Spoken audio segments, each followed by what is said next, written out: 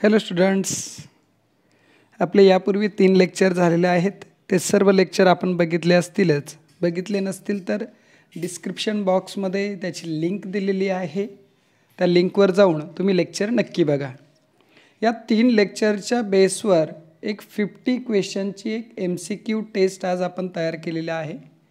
So ज्या नवीन विद्यार्थ्यांनी अद्याप आपल्या चॅनलला सबस्क्राईब केलं नसेल त्यांनी सबस्क्राईब करा, जेणेकरून नवीन व्हिडिओ अपलोड केल्यानंतर तुम्हाला नोटिफिकेशन लवकर मिळत जाईल. सो लेक्चरला आपण स्टार्ट करूया. ओके, क्वेश्चन फर्स्ट बघा. The income tax act 1961 came into force with effect from. The answer is 1 April 1962. बघा, इन्कम टॅक्स ॲक्ट 1961 आहे, मात्र हा कायदा यूजमध्ये किंवा वापरामध्ये 1 एप्रिल 1962 पासून आलेला आहे. सो आपलं नेहमी या डेटमध्ये कन्फ्युजन होतं. ॲक्ट म्हटलं की 1961 आहे, मात्र केम इन टू फोर्स म्हणजे यूजमध्ये केव्हापासून आला तो, तर तो यूजमध्ये आलेला आहे 1 एप्रिल 1962 पासून. क्वेश्चन नंबर सेकंड आहे. Among the following dash dash is empowered to levy tax on agriculture income. म्हणजे काय, खालीलपैकी कुणाला ऑथॉरिटी आहे किंवा कुणाकडे पॉवर आहे की ॲग्रिकल्चर इन्कमवरती टॅक्स लावण्याचा. सो तो अधिकार आहे स्टेट गव्हर्मेंटला. कारण आपण या अगोदरचे लेक्चर जे बघितले, लेक्चर नंबर 1मध्ये आपण डिस्कस केलं होतं की agricultural income is completely exempted from income tax. So agricultural income हे फुल्ली एक्झम्प्टेड आहे.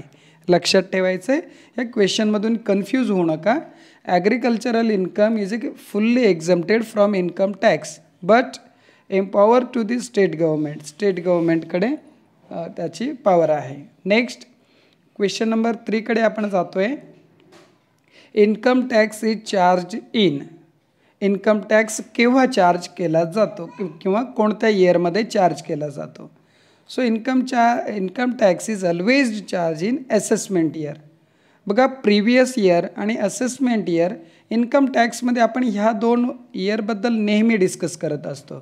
सो ज्या वर्षामध्ये इन्कम टॅक्स कॅल्क्युलेट केला जातो आणि चार्ज केला जातो ते वर्ष म्हणजे असेसमेंट इयर, आणि ज्या वर्षाचा इन्कम गृहीत धरला जातो ते previous year.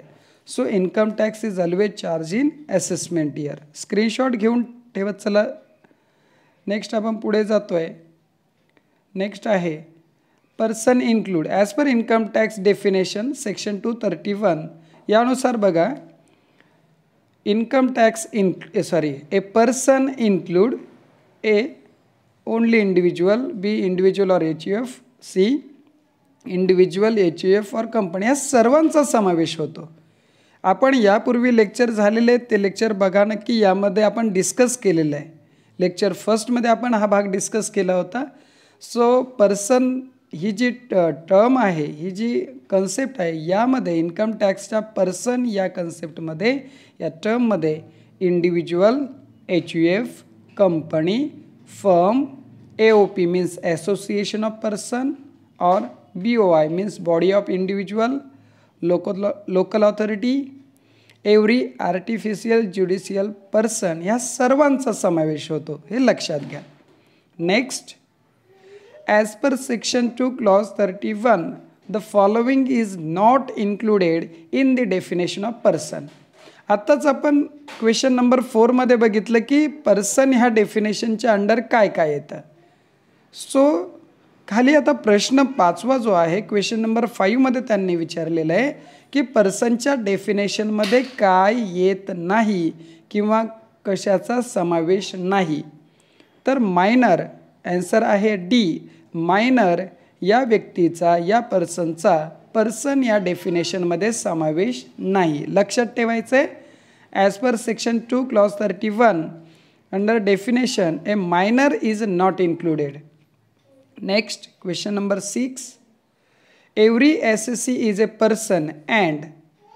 Okay, so B बघूया आपण डायरेक्टली आणि मग डिस्कस करूया. ॲन्सर आहे B, every person need not be SSC.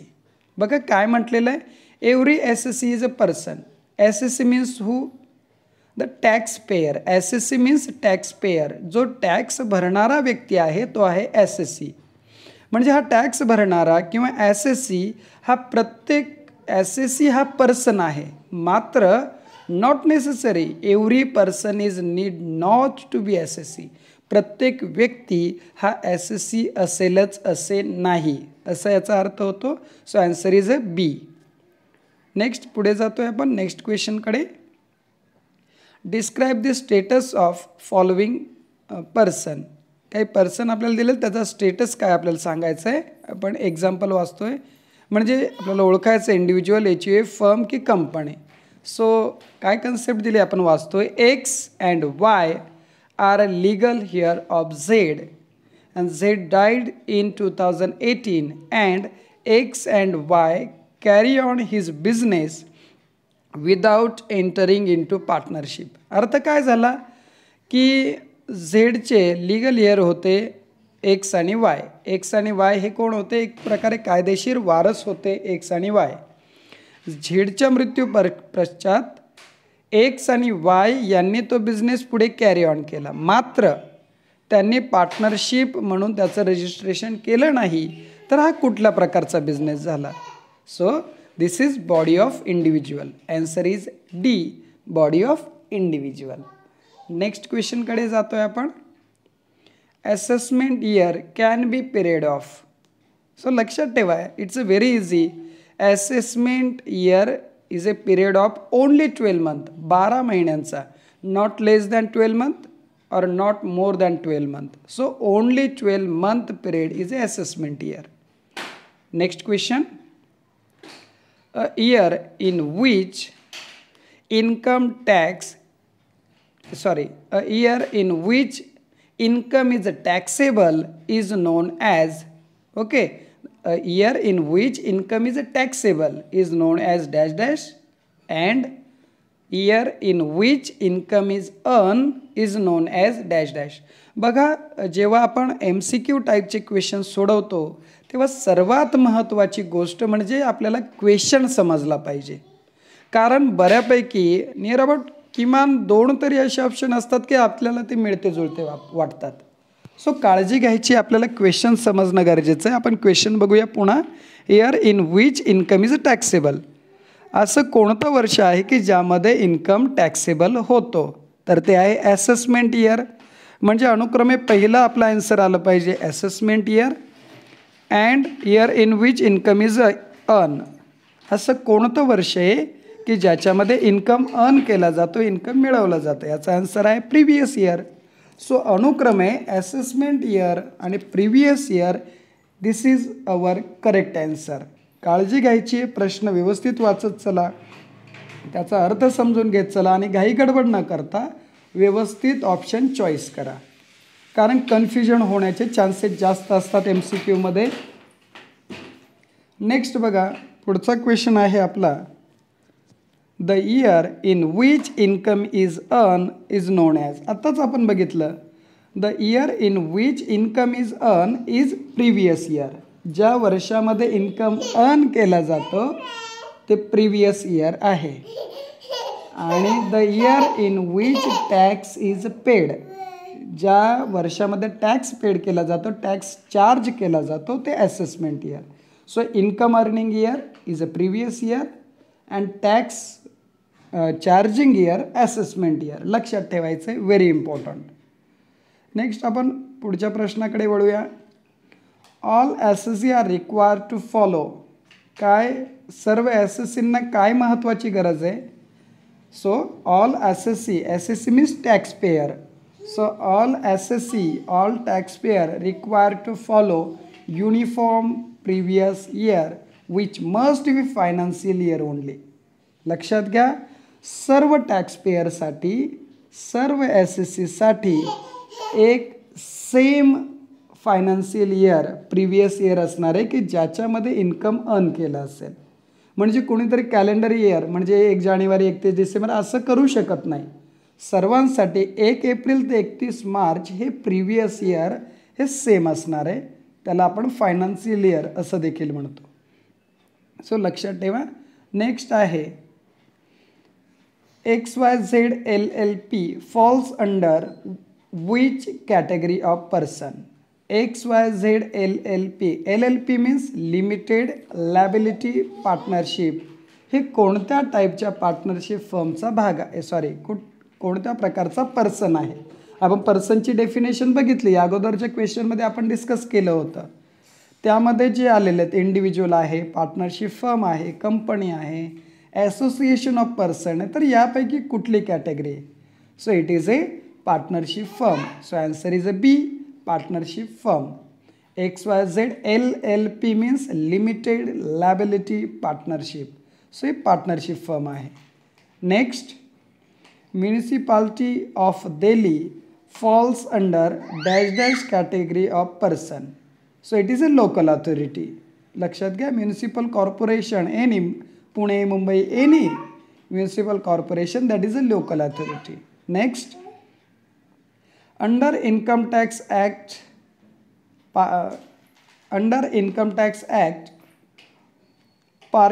Partnership firm include. बघा, इन्कम टॅक्स ॲक्टनुसार पार्टनरशिप फर्ममध्ये काय इन्क्लूड होतं?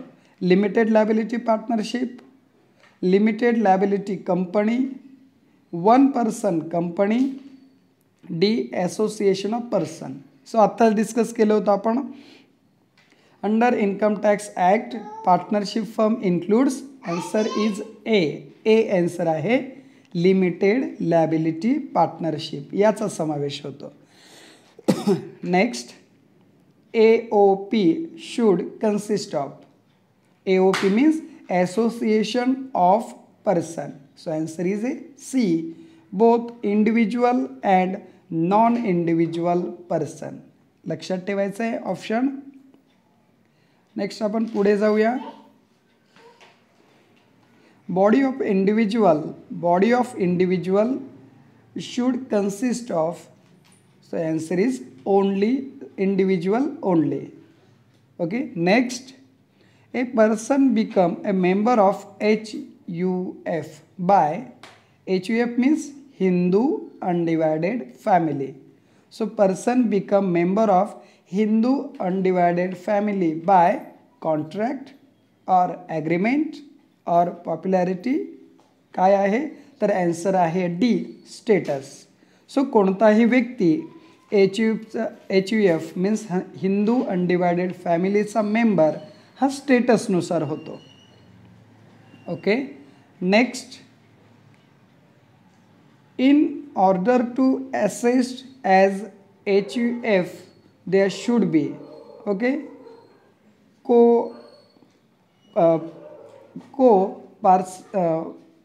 पर्सनशिप. ठीक आहे, लक्षात ठेवायचं आहे. HUF शुड बी को पर्सनशिप. ओके, स्क्रीनशॉट घेऊन ठेवा डिअर स्टुडंट. नेक्स्ट आहे question. Section dash dash of income tax act 1961 define the term of person. म्हणजे कोणत्या सेक्शनमध्ये, इन्कम टॅक्सच्या कोणत्या सेक्शनमध्ये पर्सनची डेफिनेशन केलेली आहे? So term person is defined in the section of 2 clause 31. लक्षात ठेवा, it's a very important. Next question. Dash dash must be one in which 2 or more person join in for common purpose or common action with the object of earning income or profit. 2 किंवा अधिक व्यक्ती कोणत्या कारणाने एकत्रित येतात यांचा common object असणार आहे. ओके. आता यामध्ये लक्षात ठेवायचं की 2 व्यक्ती एकत्रित आलेले आहे, कॉमन पर्पज आहे त्यांचा आणि कॉमन ॲक्शन आहे. So it is A association of person. Partnership आपण त्याला तेव्हाच म्हणणार आहे Wien it is register as a partnership, त्यांनी त्या पद्धतीने ॲग्रीमेंट वगैरे केलं असेल तर. ओके, पुढे जातो आहे आपण. Which among the following artificial judicial person. So बघा काय दिलेलं आहे. Corporation, local fund, district board, none of these. So answer is a corporation. Next, previous year is defined in. Previous year, as per Income Tax Act 1961, previous इयरची definition ही कोणत्या सेक्शनमध्ये केलेली आहे? So answer is C, section 3. Section 3 मध्ये previous इयरची definition केलेली आहे. Next, financial year means year commencing on. Financial year म्हणजे असं वर्ष की जे सुरुवात केव्हा होते. So it is always started on first day of April. Next, income of the business commenced on 1 March 2020. इथे जरा प्रिंटिंग मिस्टेक झालेली, थोडं लक्षात घ्यायचं आहे dear student. 1 March 2020 will be assessed in assessment year 2020-21. Okay, हे लक्षात घ्या. Next, in which of the following cases income of previous year is accessible in the previous year itself.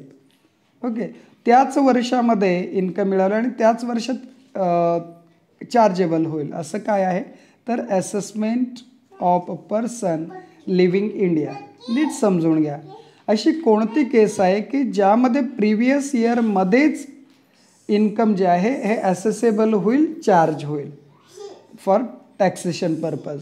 So answer आहे A, assessment of person living India. जो भारत सोडून बाहेर जाणार आहे, इतर देशामध्ये जाणार आहे, अशा व्यक्तीच्या बाबत ही केस होऊ शकते. नेक्स्ट आहे, income tax is levied on the dash dash of person. So it is always levied on total income of the person.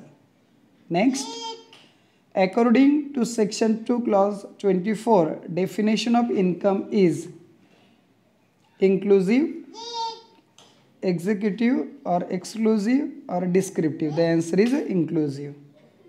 Next, income under section 224 includes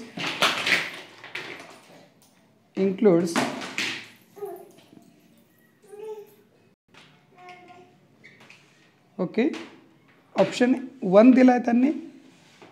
बघा, डिस्क्रिप्टिव्ह टाईपचा क्वेश्चन आहे, व्यवस्थित लक्ष द्या. The profit and gain of banking business carried on by cooperative society with its member. Second दिलेलं आहे, any advance money forfeited in the course of negotiations for transfer of capital asset. Choose the correct. दोघांमधलं आपल्याला correct शोधायचं आहे की जो income under section 2 clause 24 मध्ये दिलेलं आहे. सो दोघंही दिलेलं आहे, A1 and 2. लक्षात ठेवा, व्यवस्थित स्क्रीनशॉट घ्या. काही डाऊट्स येत असतील डिअर स्टुडंट तर तुम्ही कमेंट बॉक्समध्ये जाऊन तसं कमेंट करा, जेणेकरून नेक्स्ट व्हिडिओमध्ये मी तुमचे डाऊट्स क्लिअर करेन. Next, income include. इन्कममध्ये काय काय इन्क्लूड होतो? Profit and gain, profit on lieu of salary, income from other sources. So income या टर्ममध्ये सर्व येतात. So answer is all of the above. Next, income is divided in dash dash head of income. So इन्कमचे किती head आहे? So there are 5 head of the income. इन्कमचे 5 head आहे. Income from salary, income from house property, profit and gains from the business, income from capital gain and income from other sources. हे 5 head आहे. हे आपण lecture फर्स्टमध्ये discuss केलेलं आहे. Okay, next, income includes profit and gain, capital gain, lottery winning. So confuse व्हायचं नाही आहे, lottery winning देखील इन्कम आहे. It is comes under other category. Okay, so all of the above. This is correct answer. The term income include the following type of income: legal, illegal, none of the above. So answer is legal and illegal both. Next, which among the following is not head of the income? इन्कमचा कुठला head नाही. आत्ताच आपण जे 5 head discuss केले, income from salary, income from house property, income profit and gain from the business, capital gain and other sources. बघा, ह्या 5 हेडमध्ये income from expert याचा समावेश नाही.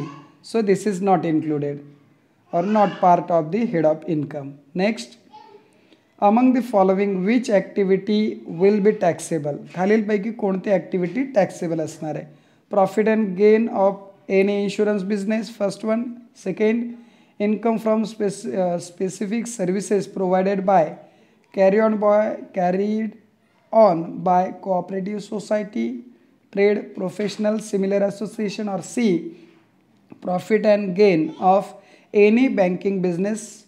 So all of the above. Yes sir. काय आपण बघा एक थेअरीचा लेक्चर आपला पहिला लेक्चर झालेला आहे इंट्रोडक्टरी. यात आपण बोललो होतो की income from means agricultural income वगळता सर्व प्रकारचे इन्कम हे अंडर दी इन्कम टॅक्स घेतलेलं आहे किंवा चार्जेबल आहे. फक्त ॲग्रिकल्चरल इन्कम हे एक्झम्प्टेड आहे, हे आपल्या इन्कममध्ये येत नाही.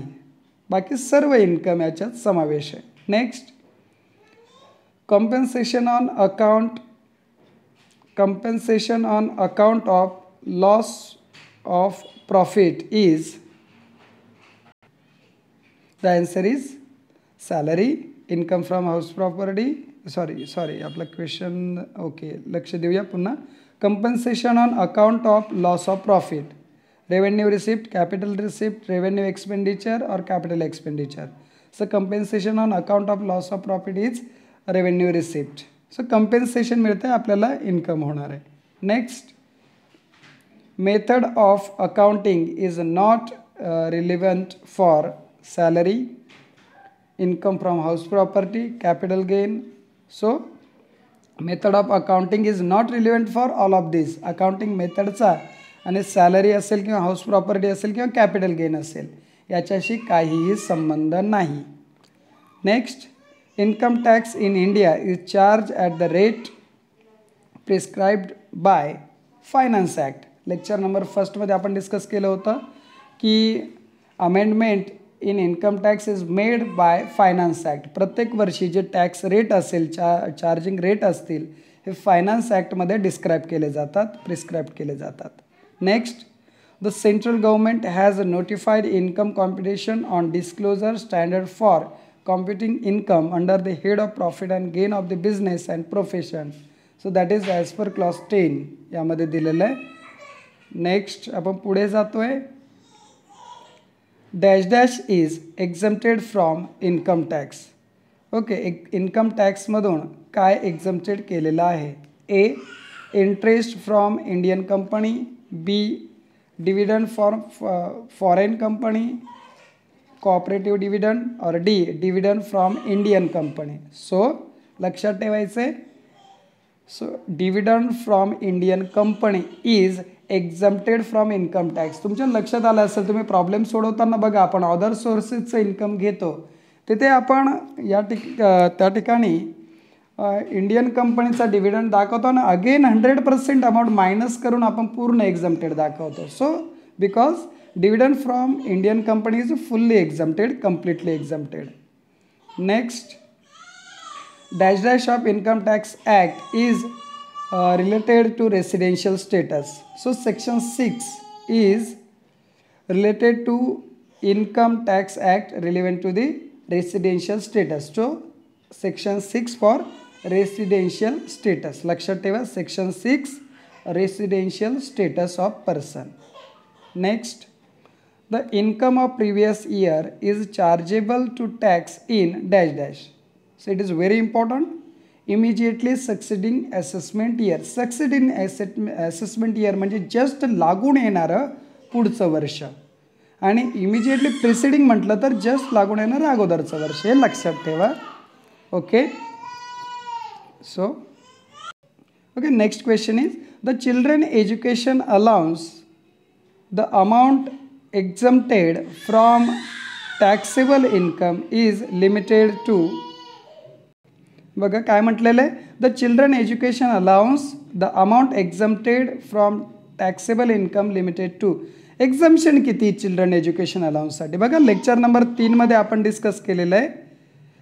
फार व्यवस्थित काळजीपूर्वक हे ऑप्शन तुम्ही वाचणं गरजेचं आहे. बघा ऑप्शन नंबर फर्स्टमध्ये काय म्हटलेलं, 100 rupees per month per child up to 3 child म्हटलेलं आहे. म्हणजे एक रूल इथे चुकला आहे, तो म्हणजे 3 child. Okay. B, 1000 rupees per year per child for 2 child. 1000 rupees पण रॉंग आहे आणि पर इयर हे देखील रॉंग आहे. नेक्स्ट सी आहे 100 रुपीज पर इयर म्हटलेलं आहे, so it is wrong. And last one is 100 rupees per month per child up to 2 children only. व्यवस्थित काळजीपूर्वक समजून घ्या. Children education allowance is exempted up to 100 rupees per month per child for 2 child only. Okay, next आपण पुढचा प्रश्न बघूया. बघा, काही क्वेश्चन म्हणजे यानंतरची आपण जी MCQची टेस्ट घेऊन येणार आहेत यामध्ये तुम्हाला हे कॅल्क्युलेशन टाईपचे प्रश्न भेटतीलच. मुद्दामून याही सिरीजमध्ये मी 1-2 प्रश्न त्या पद्धतीचे टाकलेत. बघा, कॅल्क्युलेशन टाईपचे प्रश्न असू शकतात. काय म्हटलेलं आहे, employer provide a car below 1.6 litre sorry below 1.6 litre capacity म्हणजेच 1600 cc along with driver to ex partly for official and partly for personal use. याचा काही भाग तो ऑफिस यूजसाठी आणि काही पर्सनल यूजसाठी करतो. ठीक आहे, ओके, पुढे जाऊया आपण. The expenses incurred by the company are running and maintenance expenses. So running and maintenance expenses company 32,000 देते आणि ड्रायव्हर सॅलरी 36,000 देते. तर टॅक्सेबल परक्विजिट किती? या ठिकाणी जे परक्विजिट्स दिलं आहे आपण या अगोदरच्या लेक्चरला बोललो होतो. Perquisites means any benefits received from employer other than cash. कॅशच्या व्यतिरिक्त जी फॅसिलिटी तुम्हाला मिळते हे परक्विजिट झालं. नीट समजून घ्या. यामध्ये बघा, कार परक्विजिट्सचं आपण लेक्चर नंबर 3मध्ये डिस्कस केलेलं आहे, अपलोड केलेलं आहे. त्याची लिंक देखील डिस्क्रिप्शनमध्ये आहे, ती व्यवस्थित बघा. आपण तरी देखील थोडक्यात डिस्कस करूया. जेव्हा 1.6 लिटर कॅपॅसिटी म्हणजेच 1600 CCपेक्षा कमी कॅपॅसिटीची कार असेल तेव्हा तुम्हाला 1800 रुपये पर मंथ हे कारचं व्हॅल्युएशनसाठी येणार आहे आणि 900 रुपीज 900 रुपये पर मंथ फॉर ड्रायव्हरसाठी असणार आहे. हे लक्षात ठेवा. म्हणजे आपलं कॅल्क्युलेशन असणार आहे बिलो 1.6 लिटर म्हटलं आहे म्हणजे 1800 कारसाठी प्लस ड्रायव्हर देत आहे म्हणजे प्लस 900 ही जी टोटल आपली होणार आहे. ओके, या टोटलला म्हणजेच 2700 या टोटलला मल्टिप्लाय बाय 12 करायचं आहे 12, कारण एका महिन्यासाठी. So answer is 32,400. Dear student, please lecture number 3 बघा. यामध्ये मी डिटेलमध्ये डिस्कस केलेलं आहे, तरी देखील व्यवस्थित समजून घ्या. 1600 CCपेक्षा कार कमी आहे म्हणून आपल्याला 1800 कारसाठी घ्यायचे आहेत. सेकंड, ड्रायव्हर दिलेले म्हणून 900 रुपये ड्रायव्हरचे घ्यायचे आहेत म्हणजे 1800 प्लस 900 ही जी टोटल येणार आहे ही टोटल आपली येते 2700. ओके, या टोटल हे झाले पर मंथसाठी. आपल्याला एका वर्षाचे गृहीत धरतो आपण म्हणून 2700 इंटू 12 12 महिन्यांसाठी या पद्धतीचे हे कॅल्क्युलेशन असणार आहे. Okay, so answer is C 32,400. Next question, gift to employee up to dash dash per annum will not be treated as perquisites taxable in the hand of employee. एक फार महत्त्वाचं गिफ्टसाठी हे देखील आपण डिस्कस केलं होतं की gift in kind it is exempted up to ₹5,000. म्हणजे पैशाच्या स्वरूपात न मिळता एखाद्या वस्तूच्या स्वरूपात तुम्हाला गिफ्ट मिळत असेल तर हे गिफ्ट मग ते एकतर एम्प्लॉई जो SSC आहे याला स्वतःला किंवा त्याच्या फॅमिली मेंबरला कुणालाही अशा प्रकारचं गिफ्ट हे एम्प्लॉयरपासनं मिळत असेल तर असं गिफ्ट तुम्हाला गिफ्ट इन काइंड हे 5,000पर्यंत एक्झम्प्टेड आहे एका वर्षासाठी. Next question, the expenditure on free meal. Underline करून ठेवण्यासारखं वर्ड आहे. एक्सपेंडिचर म्हटलेलं आहे, अलाउन्स नाही. सो एक्सपेंडिचर म्हणत आहे, व्यवस्थित लक्षात घ्या. Expenditure on free meal to employee is excess of dash dash per meal will be treated as perquisites. So लक्षात ठेवा 50 रुपये. ॲन्सर आहे 50 रुपये. एक्सपेंडिचर अलाउन्स जर म्हटलं तर अलाउन्स हा फुल्ली टॅक्सेबल आहे. मात्र एक्सपेंडिचर फॉर मील जेवणासाठी जर एम्प्लॉयरने आपल्या जेवणासाठी जर रोजच्या जेवणासाठी जर काही खर्च करत असेल एम्प्लॉयर आणि हा खर्च 50 रुपयापेक्षा जास्त असेल तर तो टॅक्सेबल आहे. 50 रुपयापर्यंत तुम्हाला सूट आहे. त्यापेक्षा जास्त खर्च होत असेल तर that is taxable. Next, basic salary of mister x is 10,000 per month and DA is ₹5,000 per month. He paid professional tax ₹2,500 in a year. What is the income from salary of Mr. X for assessment year? बघा लक्षात घ्या, सॅलरीचं calculation कसं होतं. Basic salary plus DA plus other allowances काही असतील त्याची total करणारे. मात्र इथे आपल्याला दोनच अलाउन्सेस आहे, बेसिक सॅलरी आहे आणि DA आहे. याची टोटल होईल 15,000 रुपये. 15,000 हे पर मंथ म्हणताय, म्हणजे दोघं 10 + 5 असं बोलतोय मी. हे पर मंथ होत आहे. मल्टिप्लाय बाय 12 एका वर्षासाठी आम्हाला कॅल्क्युलेशन करायचं आहे. ते होणार आहे 1,80,000. त्यातनं आम्हाला डिडक्शन मिळेल. डिडक्शन अंडर सेक्शन 16 आपण या अगोदरच्या लेक्चरला डिस्कस केलेलं आहे. डिडक्शन मिळणार आहे अंडर सेक्शन 16. 2 डिडक्शन इथे मिळणार आहे. पहिलं स्टँडर्ड डिडक्शन 50,000 रुपये. सो आपलं ग्रॉस सॅलरी आली होती 1,80,000. ती कशी आली होती? 10,000 + 5,000 × 12 1,80,000. त्यातनं स्टँडर्ड डिडक्शन 50,000 मायनस होणार आहे, राहिले 1,30,000. यातनं again second deduction that is professional tax हे देखील मायनस होणार आहे, कारण हा देखील डिडक्शन अंडर सेक्शन 16चा पार्ट आहे. आणि मग आपल्याला आन्सर जे मिळेल 1,27,500. That is our income from salary. Okay, so next question is exemption for RPF is. RPFसाठी एक्झम्पशन किती आहे? तर ते आहे 12%, 12%. Interest credited to RPF is exempted up to. बघा RPF वेगळं आणि इंटरेस्ट क्रेडिटेड टू RPF वेगळं. Interest credited to RPF is 9.5%, exempted 9.5% आहे. ओके, RPFसाठी आहे. RPFसाठी लक्षात घ्या, RPFसाठी 12% एक्झम्पशन आहे आणि interest credited to RPF 9.5%. Last question, standard deduction under section 16 clause 1A for assessment year 2020-21 is that is ₹50,000. Thank you students. या प्रकारचे काही क्वेश्चन असतील, त्याचबरोबर काही कॅल्क्युलेशनचे देखील क्वेश्चन येऊ शकतात. डिटेलमध्ये स्टडी करा, चांगला स्टडी करा. आणि स्टडी करण्यासाठी तुम्हाला सर्वांना ऑल द बेस्ट. अजूनही आपण असे लेक्चर घेऊन येत राहू. थँक्यू. Good day.